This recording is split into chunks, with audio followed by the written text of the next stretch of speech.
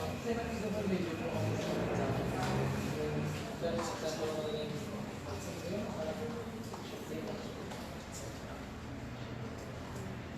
good afternoon. Once again, good afternoon. Yan, kaya na tayong lahat. Welcome again to the monthly seminar of the Department of Economics at Ateneo de Manila and a third seminar. And this month is also special because Economics Department and third is partnering with Quezon. Wala tayong logo yun. Pero ano yan, tatlo yan na partnership. This is a monthly seminar and we're trying to showcase research in economics. Okay, so I'm Emmanuel, Associate Professor from the Economics Department, and I will be moderating today's seminar. So before I give you our speaker, let me just first introduce Dr. Emmanuel Jimenez. He is an economist who is currently a non-resident senior fellow, and until January 2022, the executive director of the International Initiative on Impact Evaluation, or 3IE. 3IE is a non-profit organization which supports the generation and use of rigorous evidence in decision-making in lower and middle-income countries. He came to 3IE early in 2015 after many years at the World Bank Group, where he provided technical expertise and strategic leadership in a number of research and operational positions, including as the director of the bank's operational program in human development in its Asia region from 2000 to 2012, and as director of public sector evaluations from 2012 to 2014. Before joining the bank, Dr. Jimenez was on the economics faculty at the University of Western Ontario in London, Canada. He received his PhD from Brown University. Dr. Jimenez has published extensively in various fields in economic development and is also the editor of the Journal of Development Effectiveness and former editor of the World Bank Research Observer. So without further ado, let's give the floor to Dr. Jimenez. Thanks very much. Can you hear me? Do I need to get the microphone? Okay, great. No, thanks very much, and thank you for welcoming me to the Loyola campus. This is my first time ever, actually, on this campus. And I want to send my appreciation to all of the sponsors, to the school. Okay, I'll use the mic. Yes, sir. You prefer if I use the mic? Okay. The schools, the economics department, the research, the development center, and the school of economics. As Bob mentioned, I've been working the past few years in the field of impact evaluation. And what I thought I'd do is not so much tell you about a particular piece of research that I've been doing, but to tell you about how the field of impact evaluation has evolved over the past several years. How many of you know about the Nobel Prize in Economics that was given just a couple of months ago? And you heard of them? Okay. So those are, in fact, it's the first time that 3 people who are working on impact evaluations have gotten the prize. So there's a lot more attention these days to this, but it hasn't always been like that. So what I want to do is talk about 3 things. First to talk about the trends in impact evaluations and the synthesis of evaluations. What have been the achievements? What have been the challenges? And what we want to talk about is why these challenges tend to persist. And the third is what has the evaluation community been doing about them. So when I say impact evaluation, and I talk especially non-economists, everyone knows what impact means. Everybody knows what evaluation means. But people have different ideas of what people think about when they say the word impact evaluation. What I'm going to define as impact evaluation are those studies in which not only that outcomes are measured before and after, but that they are attributable to the interventions that cause the outcomes. So an impact evaluation is not just saying what is the effect of a government program and measuring that, but it's actually being able to measure in a scientific way whether or not you can attribute that intervention, the outcomes of that intervention. So that's just as a preamble. Okay. So when about 15 or 30, 25 years ago, before some of you were born, impact evaluation was not a way in which policymakers and decision makers thought about making decisions. And in fact, it was not such a popular field in economics, but it's changed a lot. So in the 3IE, where I work, I'm still associated with them, but I was a head for several years. 3IE has a database of around 5,000 impact evaluations of programs in low and middle income countries, which you can actually search online. And in that, these are all the evaluations. Again, these are evaluations in which there's a scientific way you can measure outcomes and attribute it to the intervention. There were about, so those are all the evaluations that have been published since about the 1980s to the present in low and middle income countries. So you can see what's happened is, early on there were about, even as late as the late 1990s, there were only about 40 or 50 that were being published every year. But so what it is, in the past 15 or 20 years, this has grown geometrically. There's been a lot more attention that's been given to the impact evaluations, and now it's about 400 or 500 a year. So that's the good news. The challenge is that there's been very uneven geographic dynamic coverage. So if you map in the world, where is it that these impact evaluations have been done? You can see some countries which are darker in color have more of them relative to others. By the way, the developed countries in North America, in Western Europe in particular, and Australia are right now because they haven't done anything, just because we only focused on impact evaluations in developing countries. You can see India, most of Latin America, and even some parts of East Africa are where the bulk of impact evaluations are concentrated. Does that mean that those countries are saturated? No, because these are just a few thousand impact evaluations. When you think of the number of interventions, either government programs or non-government programs that are around, there are many, many more.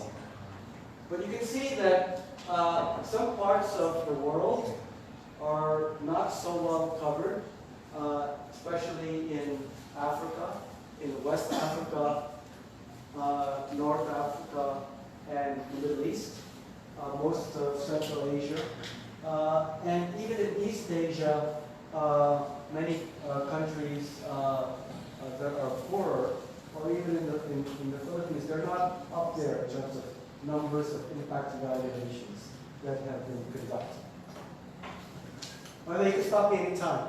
So we have time, so I'm happy to answer any questions as we go along. The other challenge with impact evaluations is the great majority of impact evaluations are only in 4 sectors: health, education, social protection, and agriculture. In fact, these are the numbers.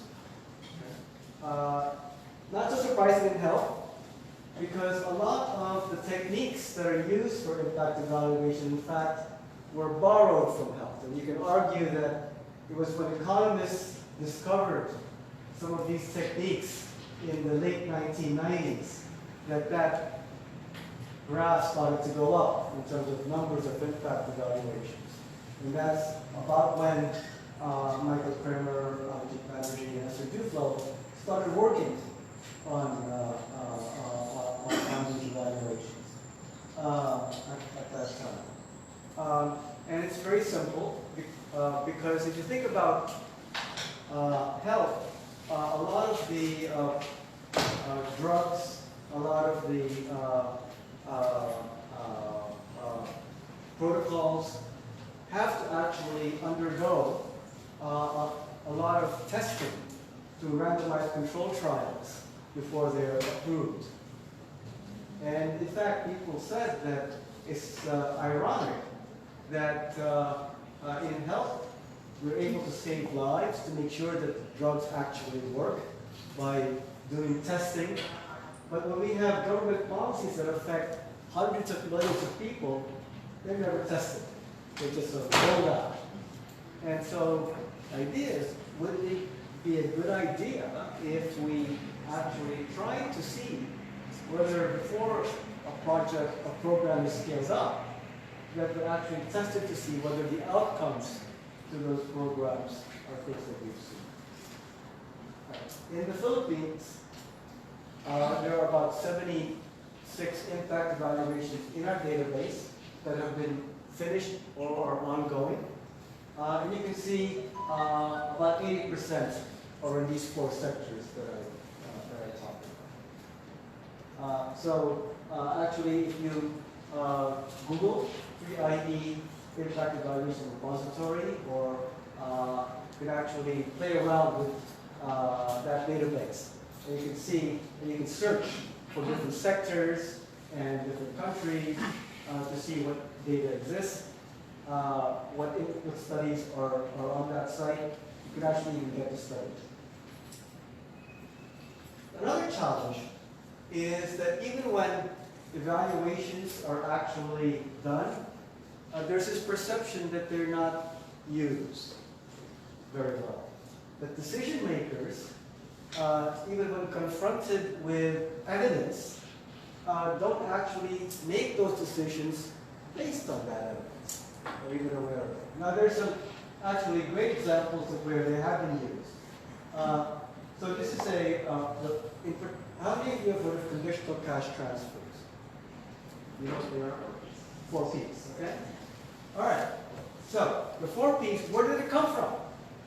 It actually came from Mexico. That's the Manila Galleon going from Acapulco to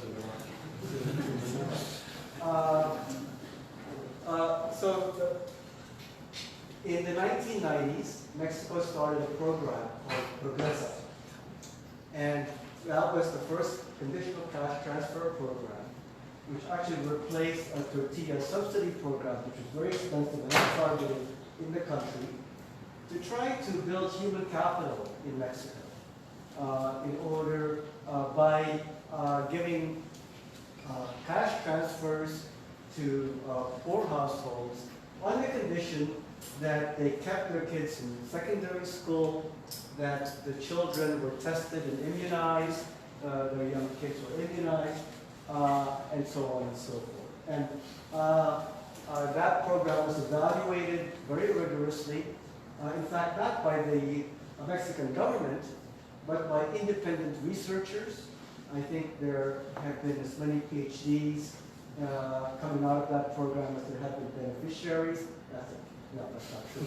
But there have been a lot of PhDs that have been generated by that program. And in fact, that was because of those evaluations, that program was transferred to other Latin American countries, but then also it was taken up by countries all over, including here in the Philippines under the 4 Ps program. So this is one example where there was a randomized control trial in which in Progresa, the first waves of the conditional cash transfer program, the first districts were considered as the treatment group. And the control was those districts that were going to come later. So it's not that you were withholding a program from the control, which might have been seen as unethical, but that they were going to be done later, because the government didn't have enough resources to actually roll out the program nationally. I remember, because we were involved in the beginning of this, not to the World Bank, and giving advice to the Mexican government, the thinking about some governments are easier to convince about organization than others. Because, of course, a lot of governments will want to prioritize government programs by having those which they feel are the neediest, or sometimes having those which they feel are the most likely to succeed come first. And in that case, of course, you can't do a randomized control trial. But is that fair? The fairest way, actually, is by just picking a large. By a lot. And that's often, if you're going to learn a lot, that's often the best way to do this. So this is one example of how a program was taken up because of very good evaluations that were done, shown to be successful. Does that mean that that program will work everywhere? No. So in fact, that's why in the Philippines, the Four Ps program has built into it a whole series of evaluations that have actually been shown to look at the effects in terms of the positive impacts on keeping kids in school here in the country, but also some challenges, because those kids aren't necessarily learning as much as they should. So a good example. I've done something wrong. Okay. But there also is some examples where evaluations, even when they're done, have not been used. So that number, 47%, when I was with the World Bank in the evaluation department and my stay there, we actually did, the World Bank was doing a lot of impact evaluation programs. So we decided to do an evaluation of the impact evaluation program of the World Bank. This is the ultimate in evaluation in neuroscience. We wanted to know, are those evaluations actually affecting the way the bank makes its decisions? Well, in the World Bank, when a project ends, each project team has to give it a rating, whether or not they thought it achieved its outcomes. And that rating then shows the board whether or not the problem is whether or not the program is being effective. Now, of course, you need someone to check on whether or not that rating, which is a self-rating, actually is robust. And what we had to do when I was in the evaluation department is actually check whether or not we thought those ratings were very popular. But what we found was that only about half of the projects actually, when they did their self-evaluation, actually cited the impact evaluation that was done on their project. But there were evaluations being done, they didn't even know about it. So if they didn't cite the impact evaluation, how did they know whether or not their project actually achieved the outcomes? Well, they had ways to tell stories that really were not scientifically attributable, in which there was not scientifically attributable method of linking the outcomes to the intervention. So here's an example of the premier development institution in the world not actually using the evaluations that it was funding. And so as you know, in the real world, politicians also perhaps don't do this as well. So those are the two challenges I want to talk about. One is that there is a bit of a selection in terms of topics, and in terms of where evaluations are being conducted. And there's also this perception that they're not being used all the time. So I want to talk about now, is there any questions? What I want to do now is talk about why do these challenges persist? If evaluations are such a good idea, and I think you all agree that it's great if you make your decisions based on hard evidence, why do these issues persist? And I want to talk about methodology, relevance, cost and timeliness, the complexity of decision making, and incentives. Okay. So one question you wonder is, why is it that a lot done are in these four sectors: health, education, social protection, and agriculture? Well, one is that when you have chunky investments, they may not be impact evaluations. So what does that mean? Well, there are government programs, of course, in education and health, but there are some huge programs. The bulk of government money is spent on what? Infrastructure, energy. And those are not the subject of this evidence. Why? Because sometimes there's no control group. Because if it's a national program, there's no comparator. When you're working on climate change, what's the control group to Earth? Is it Mars? So the world can't actually, well, researchers find it difficult to do evaluations of some of these topics. Does that mean that it can't be done? No, it's just that, especially if you're a young PhD trying to get tenure at the university, which topics will you do? Will you learn these hard ones, or it might be an easier one, such as a small health project? So that's one issue. Another issue is that some government programs have long results chains, but they're very complex. So judicial reform, for example. Very important, and you want to know what the outcome might be for justice, but the process, what are you actually investing is probably computers for the courts. So the number of assumptions you have to make to get from the input that you're buying, which is a computer, to fair justice is long and complex. Because you have to go from inputs, you have to make them into activities, into outputs, until you get to the final outcome. The other issue is that another reason why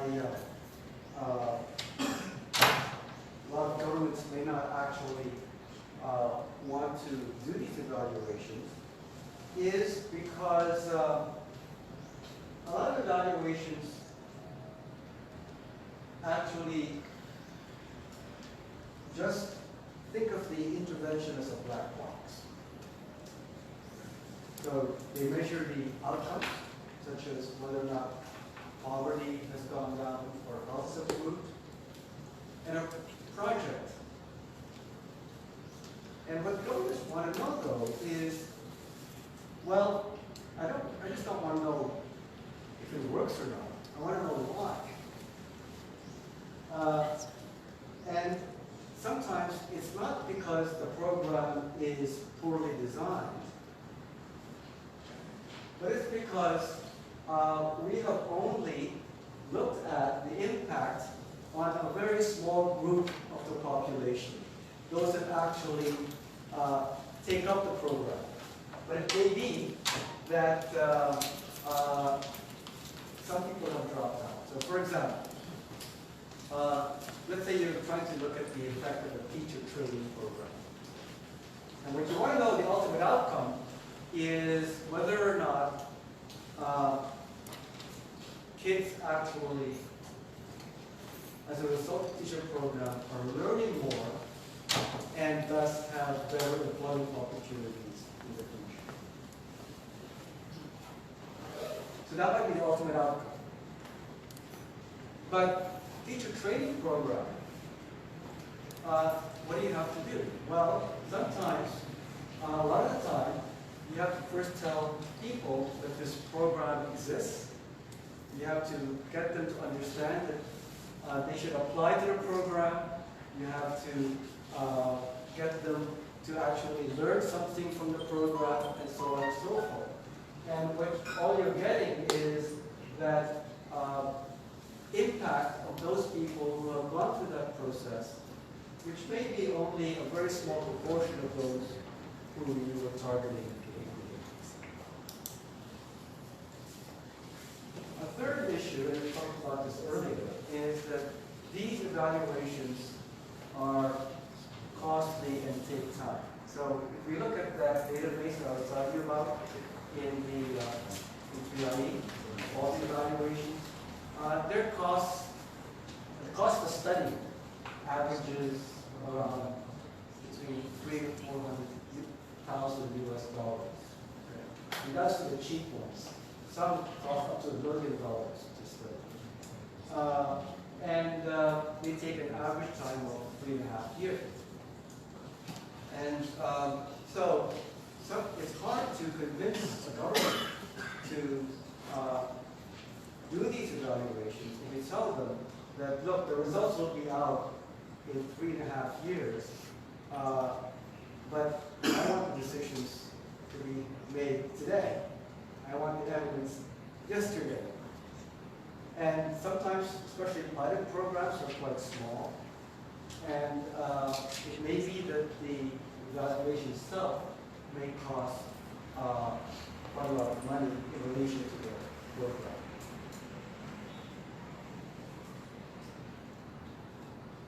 A fourth issue is that decision making is complex. How many of you take public finance here? In economics department? Okay. So in public finance courses, we're often taught that you want to derive the optimal tax policy, right? Or the optimal subsidy policy. The assumption is that if you have an optimal tax, then you just present that to the decision maker. And in fact, we have the analogy of a benevolent dictator. And on the basis of that evidence, he or she will then make the right decision about the tax. Okay. So it would be great if all decision makers were benevolent, but sometimes they're not. But that's what impact evaluation doers sometimes assume, that decision makers are hungering for evidence, and therefore they'll make the right decision.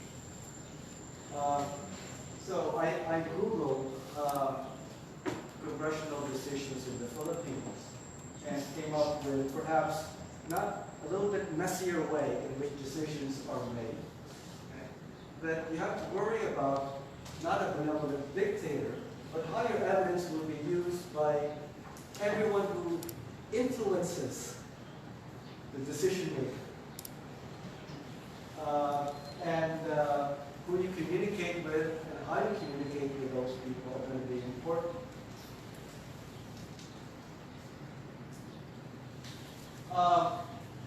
I alluded to this earlier, but another is that sometimes those who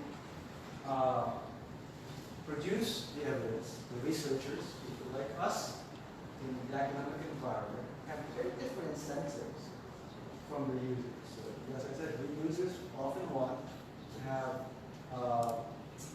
the evidence when they have to make decisions. Researchers, what do they want to do? they want to publish. And that means that they'll take the time to go through the whole process of getting their research reviewed and in making sure that they referee so they can get into a good journal.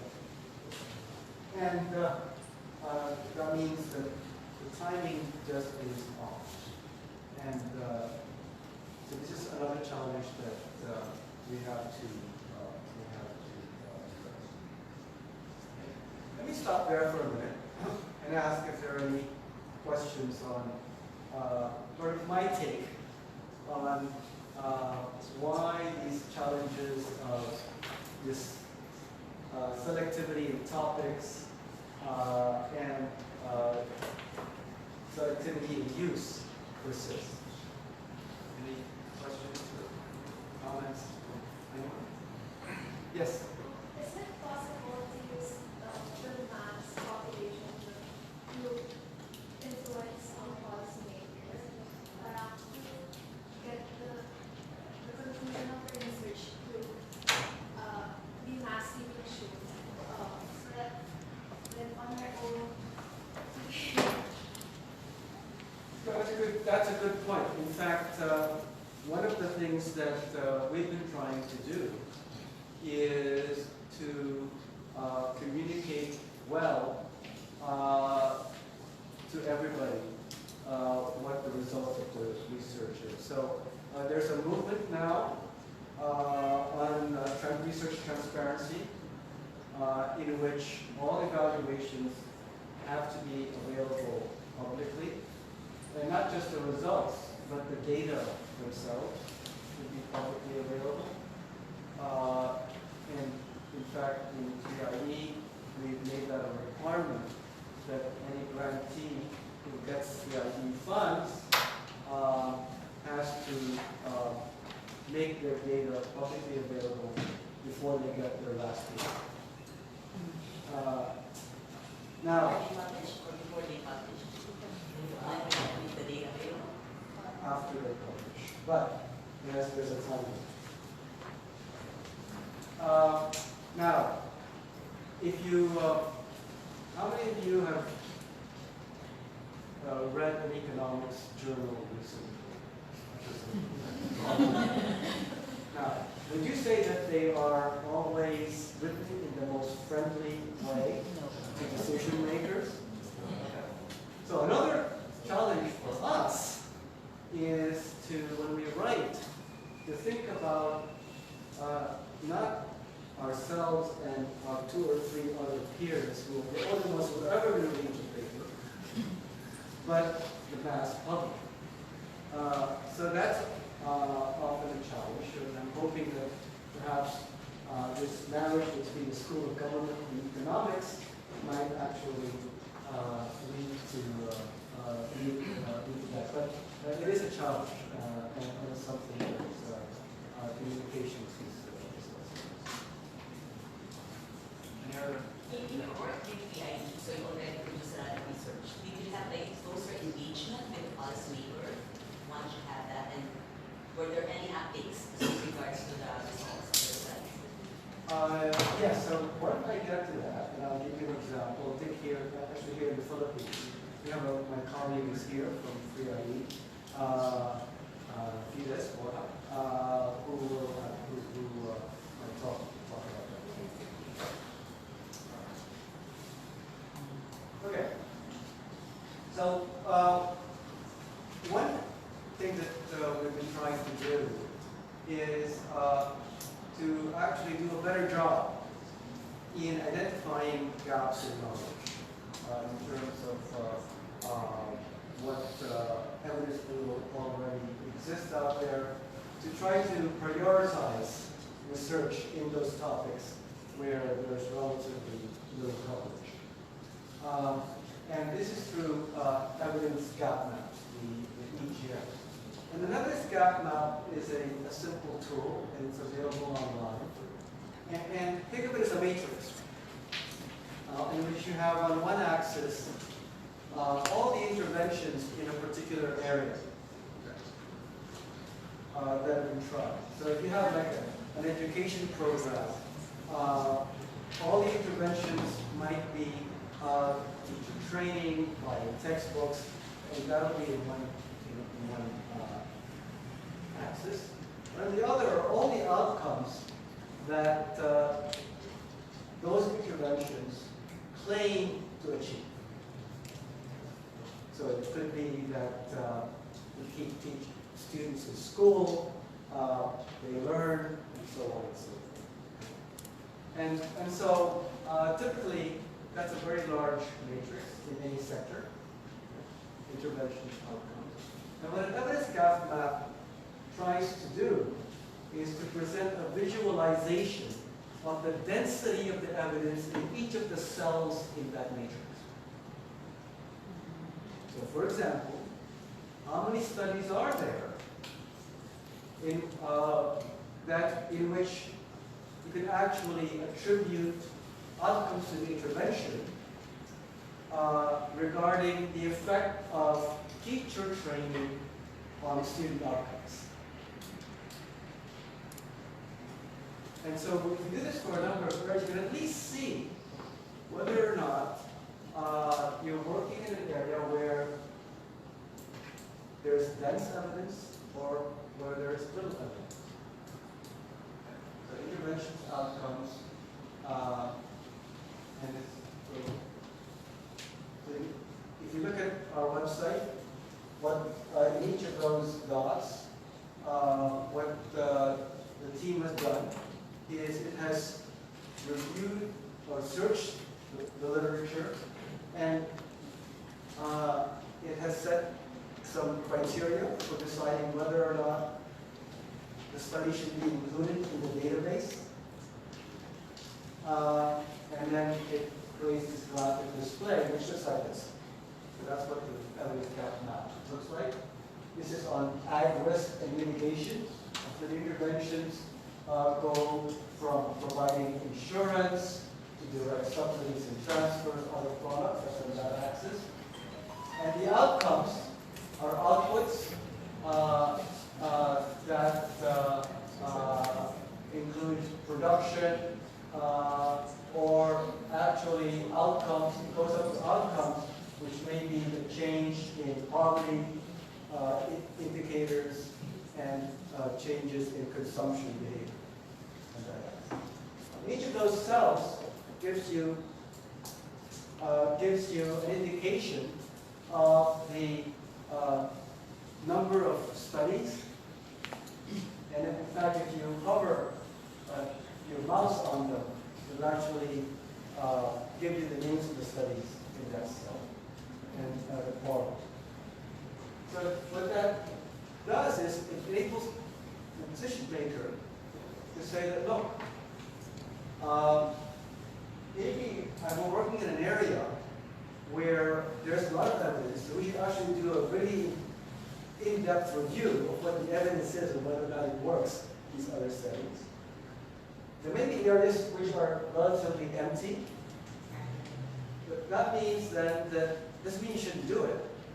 But maybe what you should do in those areas is do pilots to see whether or not, and then evaluate those pilots before you actually scale it down.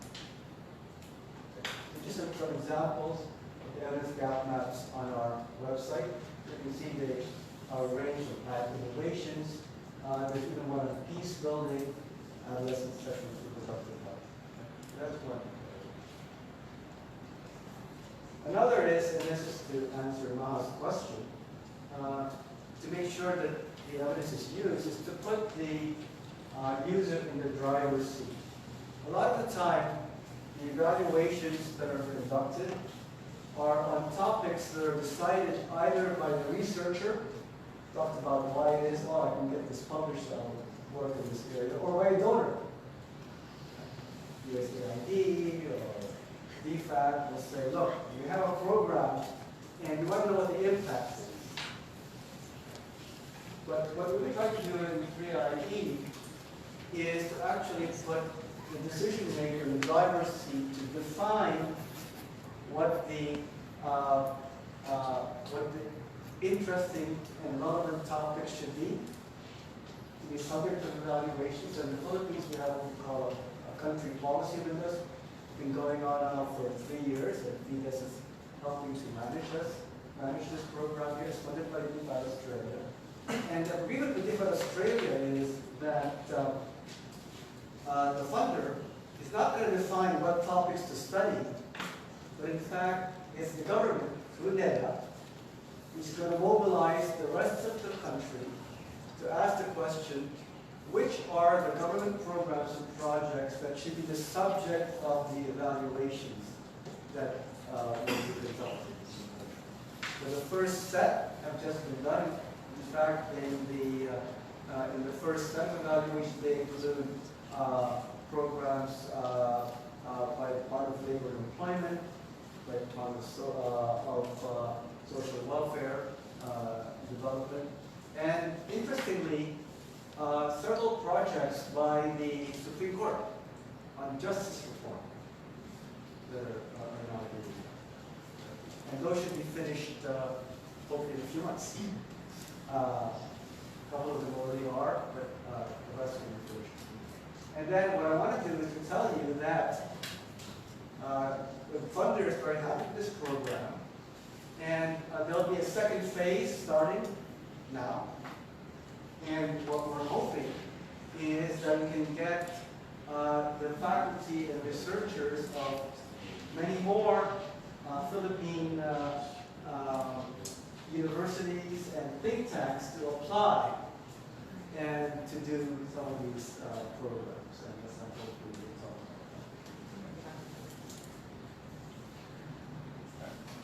about. Another thing that we would do at 3IE is to getting the evidence right by going beyond what others have called the gold standard, which mistakenly, I think, has been associated with randomized control trials.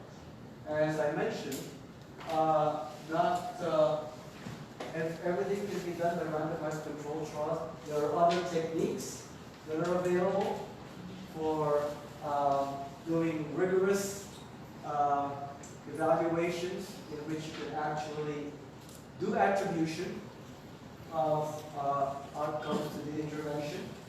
I think that those of you who have probably taken courses know about regression discontinuity, difference in differences, and so on and so forth. But those are techniques that can be done that are not randomized controlled trials, but are still acceptable to most analysts as passing that standard of rigor I talked about earlier. The other thing that has to be done is that the research should not only answer the question of whether or not a program works, but it should also try to answer why they're found. So that means that you may want to do not just quantitative work, but often you have to do qualitative work at the same time to find out why it is that these programs are working. So we have been encouraging this mix of quantitative and qualitative evaluations to be done on the same program. And it's interesting, it's a challenge bringing the qualitative in, because there is a difference in approach. I noticed at the hall, you have the sociologists on the ground floor, the economists on the top floor. I hope you guys talk to each other. But often they don't. Another challenge I think is that there is less of a consensus. There is consensus now on what is a high-quality quantitative piece of analysis. There is less consensus on what is rigorous in the qualitative world. There is still fighting it out. So that is a challenge for this. A third thing I want to talk about is that in terms of lowering the cost, it would be good to have cheaper and quicker data collection, especially now. The biggest cost in any evaluation is the survey. which you have to go household by household, trying to look at the impact on social outcomes by asking what's your income, how much did you consume, so on and so forth. And a lot of the time that can't be avoided. But now with big data, using satellite imagery and other techniques, there may be ways, especially if you're looking at environmental questions, to use big data to look at the impact. So this is just a picture of a satellite image of a protected area, which is used for a study to look at whether or not there's been an impact on forest fires and burning. You can see the protected area is the dark spot, which is which means that for this particular study, what they concluded was the protected area actually was able to get a good outcome because there was less forest fires than in surrounding areas as a result. Actually, when they looked into this, it was a little more complicated because it turns out that black spot, the counterfactual wasn't very robust because they didn't take into account the slope. That in fact, the dark spot are areas where they would never have planted anything anyway because it was just not the right way. But anyway, this is just an example. Some people say, well, this is all very well and good. If you use technology, the outcome you're interested in is physical, especially for environmental work. But there's also been some research evidence that shows that you can actually get socio-economic outcomes based on satellite imagery. So this is a study done at the World Bank in which they actually had both household level survey data and also data from satellite imagery. You should ask the question whether or not if you only had satellite imagery, how well does it mimic the socio-economic outcomes? And it turns out that it does a pretty good job depending upon the resolution that you have for those satellite, using that satellite. So here's one hope for the future in terms of lowering the cost is using big data for some of these evaluations. I only have a few minutes left, but another thing that we've talked about this earlier is to make sure that researchers and users talk to each other and engage from the very beginning. When people used to ask me, when I was in the bank's evaluation department, can you help us with we have to do our project completion report, and we have to actually produce a report that tells about the evidence in our program. And they said, when's the program going to end? Maybe next year. It's probably too late. Because what you have to do is to bring in the evaluators not at the middle or end of a project, but at the beginning, so that the evaluations are actually part and parcel of the design of the program itself. Now, this is not been done. In fact, some people resist it because evaluators in particular will say, but that might compromise my evaluation because of the fact that I won't be independent anymore of what I'm evaluating. And that's true. But what I feel is that what you sacrifice in independence you gain in relevance and learning, and that actually is a better outcome than being holier than thou and saying, I only want to do an evaluation. I haven't been talking to those being evaluated. Okay, so in PIE we have what we call stakeholder engagement and evidence uptake plan that's prepared for every evaluation, and that requires the researchers to know who they're talking to and to define those that they want to engage in. I won't go into that. The last thing I want to say is that when you have a lot of evaluations already being done, before you start any evaluation, you should see whether or not there's already evidence that exists. And this requires good synthesis. How many of you have heard of a systematic review? So a systematic review simply is a review that's, well, systematic. So when we do literature reviews, it's often done not very systematically. I know when I did them for my papers, usually you can see in the references to my papers, there are a lot of Jimenez's being cited. And then I look at who else cites others, and you get the literature done, but it's not very systematic. Systematic review comes from, again, the health field, and what they do is to say, look, you have to have a very rigorous protocol for how you search the literature. What databases are you looking over? What are the criteria that you're using to choose what studies to include in your review? And that's what's being done. And it's very important because, as we know, it's very important not to act on evidence based on one study alone. So this is a very famous example here in this country in which the government acted on the basis of a Lancet paper, a very good journal,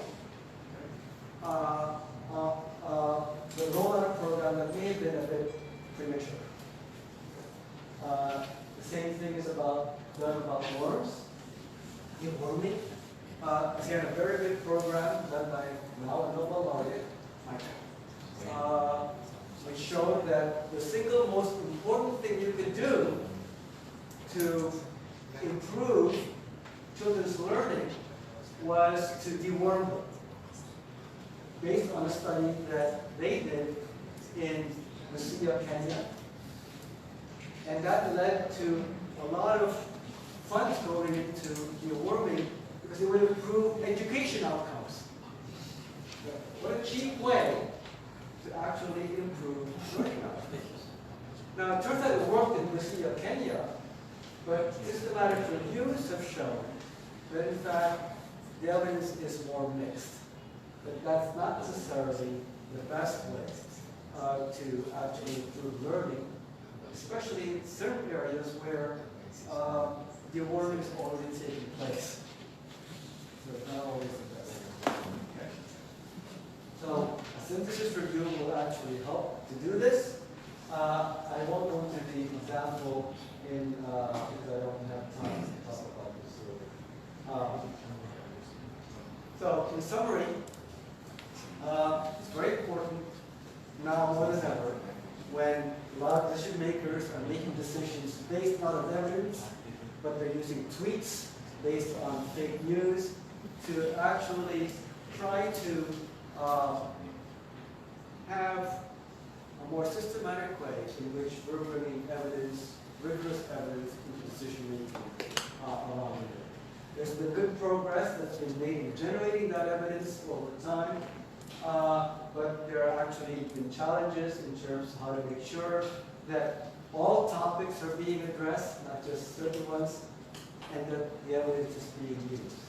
And in our experience, there are ways to do this by making sure that we get the right type of evidence, by searching the evidence well, by using a variety of techniques, not just one, and prioritizing evidence. Thank you.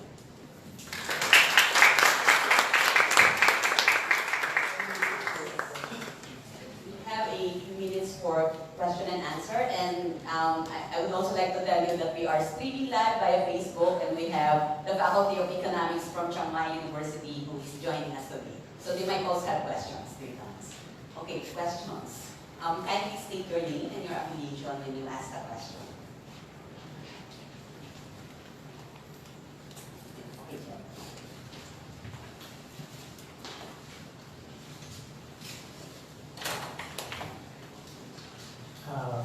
Sir, I'm Jeff Jimenez from the Economics Department of Manila. My question is, how much work has actually been done on replicating impact evaluation studies? In the past years, it has been, of course, a big issue in social psychology. A lot of famous studies, if yourself, they have been replicated. In the case of impact evaluation studies, many of them are undertaken by the same institutions that funded the interventions. So there might be a sort of incentive compatibility problem where the temptation is maybe to have a finding of a significant effect. Yeah, so very good point. In fact, there is now more replication being done than before. And yet, basically, the issue is that not just in, even in medicine, okay, it is scary how many studies have failed to be replicated when they're being done by others. So,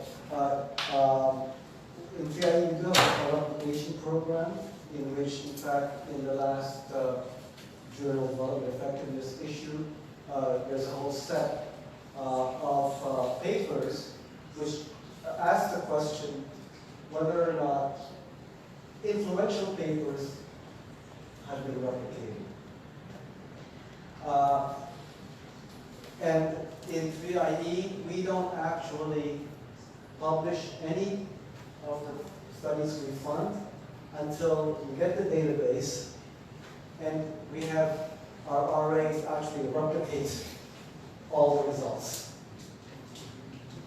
Now this is fairly recent, and it's hard to do because there's not a lot of incentive, especially for researchers to conduct these publications, which is why in the journals that I edit, we make it a point to say that we will actually publish replications, whether or not they're positive or negative. The other issue is that a lot of people will only do replications if they can have a gotcha moment, in which they'll say that, look, there's a really famous study and I proved them wrong. Well, it's also good if you actually have really famous studies and time and again they're proven correct.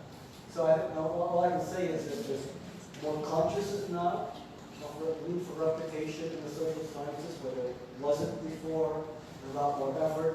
The fact that data are now being made publicly available will help that, but we have to keep working on it. Any other questions? Yes.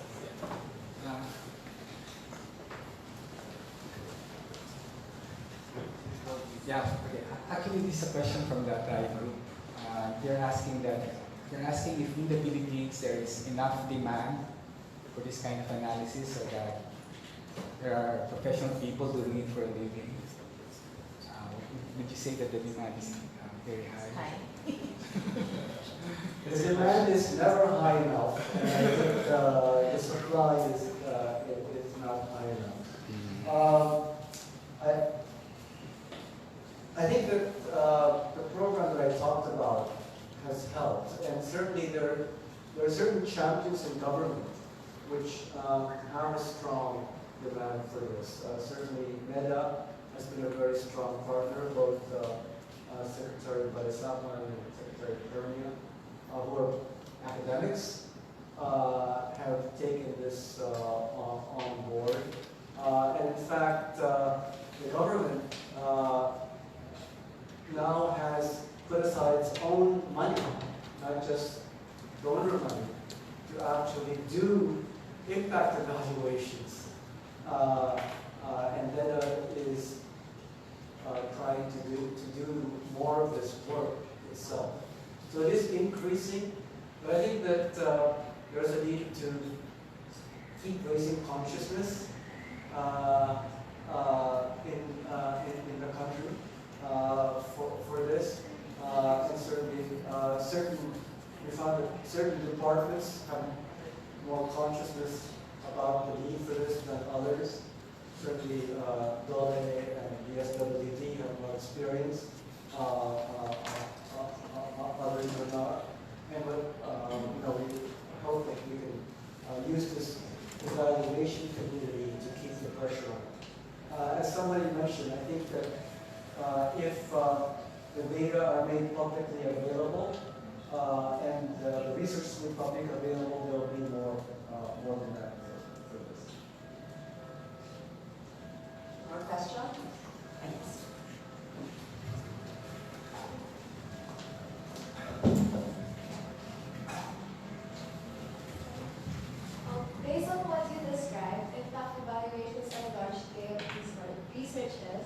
would it be possible to do miniature versions of it towards the events and activities done in the student organizations I'm part of? And what would be, if yes, what would be the key points of it? Well, anything can be evaluated. Like I said, okay? And if you want to know what the impact of what you're doing is, I would use the same techniques. A couple of important things. One is get an agreement on what outcomes you're trying to achieve with whatever you're doing. I think that alone is actually a very important step because even at the World Bank, what we found was that when I was the head of resource sectors for Asia, and I did some of these programs, and the design, what you would call a theory of change, which is the link between the outcomes you're promising to achieve and what you're actually buying to get those outcomes is sometimes very tenuous. What are you thinking? As a result of buying a few, putting in a few pumps, you're actually going to lower poverty and you're promising by such and such an amount. So I think that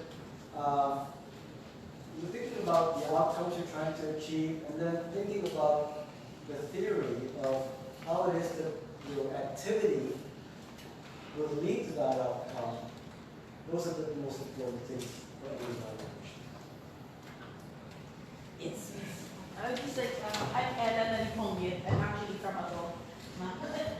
So I actually work with many of the slides we presented. Actually, there are some programs that I do. I actually work in education, but I'm a health personnel, so I was involved in health, education, and all the components, including WASH and reproductive health. So the thing is, I was pretty much, your slide on the reworming kind of hit me, because I'm also the one implementing the reworming program for the past 10 years. And we do look into the outcomes of, particularly for educational attainment, on school attendance and school participation. My question is just this. We have always been looking at impact evaluations as a way to assess programs in education, particularly health programs in education. But we're kind of limited on the process of assessment. For example, if you're looking at educational improvement, we don't have a very long roster of measures. Like what do? We look at national achievement tests, and it's not really that very comprehensive in measurement. And we also look at, so what are other measures that we look into? You cannot compare grades because there are different teachers, different. So those are actually limitations when we talk about education. So my observation is that the Philippines is not yet very much into science, RCTs and impact assessment. There's still a need to develop the capacities. But on the government's part, we are already starting to look into it. But the people who are doing the research is also low, not so many. So there's many programs that we would like to have impact evaluation on. And the best partners that we have are actually the development partners. That's why in your first slide, I think the black parts there are those who have development partners who are doing the impact evaluation. I think that's the Philippines. Most of the impact evaluations are done coordinated with the development partners. But if we will do it ourselves, we can actually allocate funds. The question is, we lack people who can do it. The government people cannot do it themselves. We can only do maybe process research on how to be more efficient, but impact is always a contention. But we'd be very much happy to have more people to do that, to partner with us for that. Great, but thanks. As I said, just two things. One is that NEDA, in fact, has put aside its own money now. Philippine government money, it's not donor partner money, to do more impact evaluations, which is great. And DBM is allocated that amount. And I hope that we can get the demand, we get more people to actually try. How much does it cost? cost, like comprehensive evaluation? It depends very much on the program itself. It's a very wide range. Like a feeding program, for example. So to evaluate a feeding program, It's multi-year, right? Multi-year. as I mentioned, it would be a few $100,000 Yes. usually. Now, is that a big number? To me, especially if you have a program that is really innovative, it's not a big number. If you don't know if it's ever worked If you have before, data already, then yeah. it's easier. If you have data already, it's also going to be much less. So part of the problem that we have in the Philippines, but in many other countries as well, is that data that we're supposed to have don't exist. Every program should have monitoring data. And if you look at that, if they did what they were supposed to do, the evaluation would be half done. So I think it's quite important when you design a program to bring the evaluators in from the very beginning, as opposed to saving them until the end. Another question?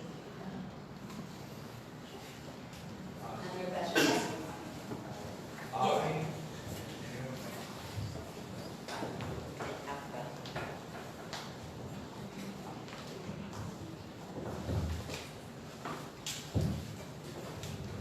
Good afternoon, sir. I'm Ryan Calor. I work for an NGO. In the NGO, when we made the career change at the start of the program, we consider it yearly change. We know that we will be evaluated after 2 years, 3 years. So sometimes there's the element of intellectual honesty, because if they're going to be evaluated in terms of the big words like social inclusion, social justice for persons with disabilities, these are really, really big words. So some NGOs at the outset, they just try to narrow down the impact, and we will not go for social inclusion or social justice. Go for physical mobility or a bit of self-esteem. My question is, what level of intellectual honesty is required in defining impact? Should impact be really comprehensive, profound? How broad and deep should impact? So that's a tough one. My own view is that you're being intellectually honest if you actually come up with outcomes that you think are achievable in the time frame that you have the program. Now, it may mean that you're not going to promise social justice or quality communities in that area. I think that's okay. But that if you have certain indicators that lead you in that direction, that's actually good enough. Because I think that you have to be realistic in the time frame that we have. And often, idealism doesn't get us the hard results that we'd like. So I'd always, you don't want to lowball. Okay, it is true that sometimes you set a low bar because that's what you think you can hurdle. But it's up to the funders to say, no, that bar is too low. But you also don't want it to be unachievable when people are promising you that they're never going to do that. So, I think that can be realistic. We have room for more questions? Oh, yes.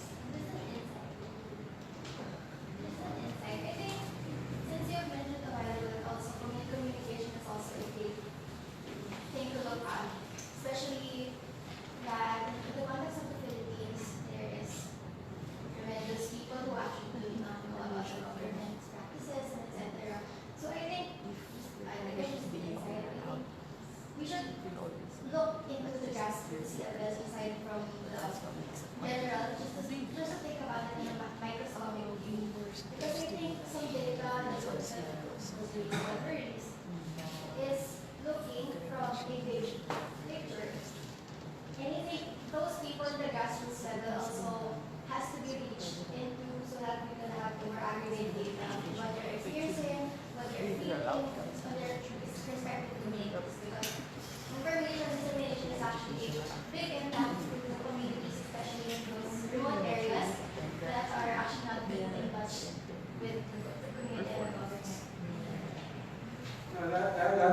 point. In fact, I would always say that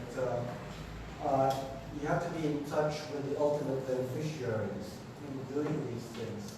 Certainly, if you want to have a good questionnaire, you have to make sure that the questions are targeted at the context. Sometimes they won't answer it correctly unless they. So I think a lot of good researchers are doing that now. They're doing the testing and using, again, multiple disciplines to make sure that you're really getting what the community needs. What we as a research community have not been good at yet is bringing the research results back to the community. And that's only just started. It's a lot of work. You have to bring it back to them in a way that they understand. But it's also the ethical way to do things. Because when you think about it, we, for example, we hate it when our data are used by others, our personal data from our social media, are used by others to do a lot of other things. Okay? We do the same thing. We ask a survey. We do conduct a survey. And these people don't know that those questions, that the questionnaires they filled out, have ever been used for. And it's only fair that we bring it back to them. But I think that's only just starting. So I think in my context, I think that's the point where the communication should make sense. That should be laymanized to them. And again, if the result would be given back to them, that's what's important is that they would understand what they have signed up, what they have given consent to, and consent with, and that's something that really is should be recognized. I think somebody's raising their hand. Jeff. Oh, before the chat. There's somebody. Ano ba? Oh, okay, Jeff.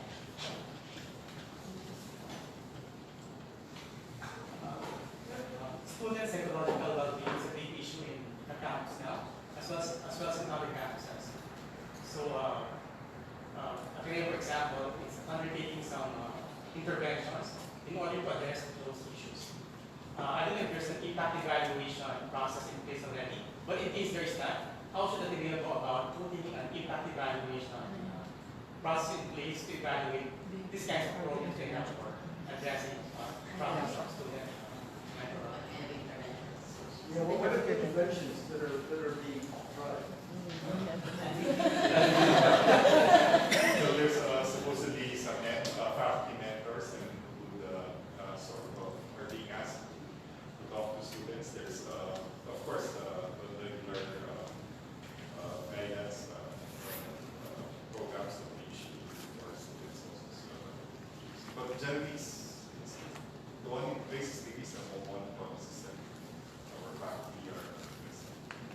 No, it's an interesting point. I think that a randomized control trial in which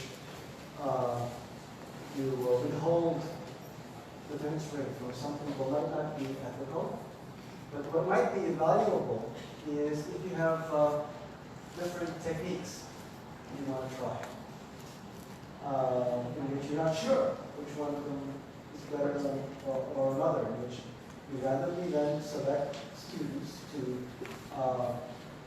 actually undergo different techniques and test that out. I think that's perfectly ethical to do because everyone's getting some treatment, but you're not sure of what's best. That's an example. I would. Okay, can I have one last question? I think we have audience here from the media, is that right? Wala na.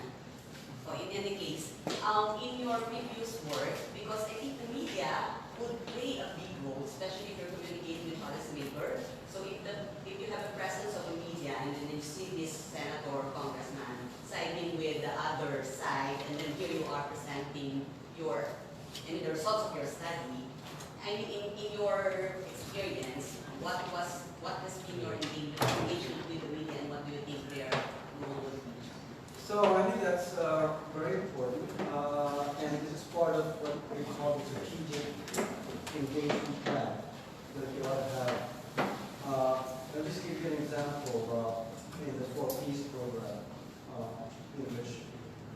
was involved when I was in the World Bank, because the World Bank was the first donor partner to support the 4 Ps. And I remember that program initially was being criticized very heavily by both the left and the right, for different reasons.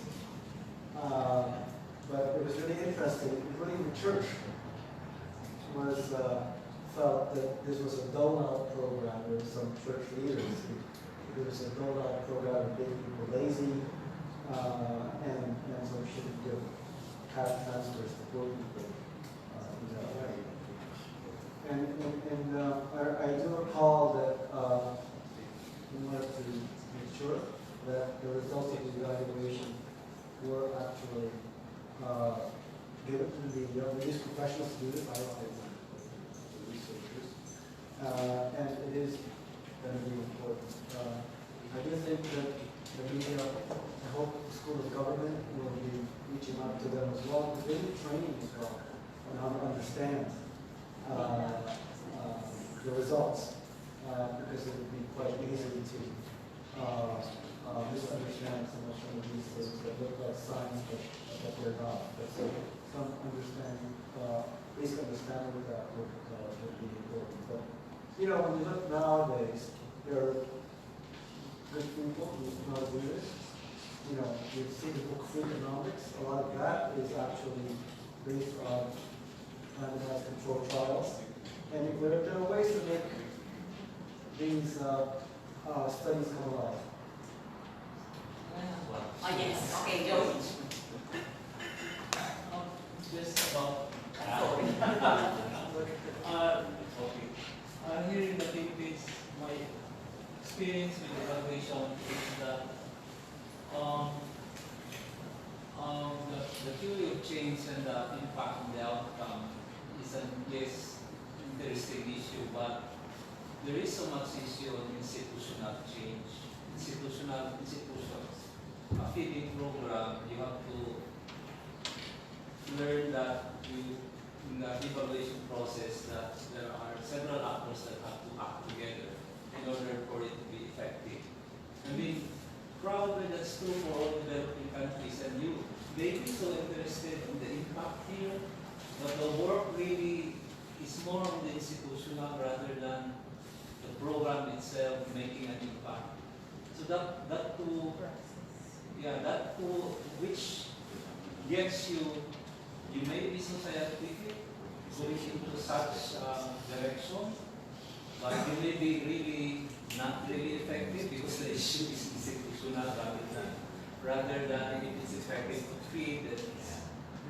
That is always an issue that I come across in impact evaluation. Sure. I think that you know, is a good impact evaluation sufficient to get the right outcome?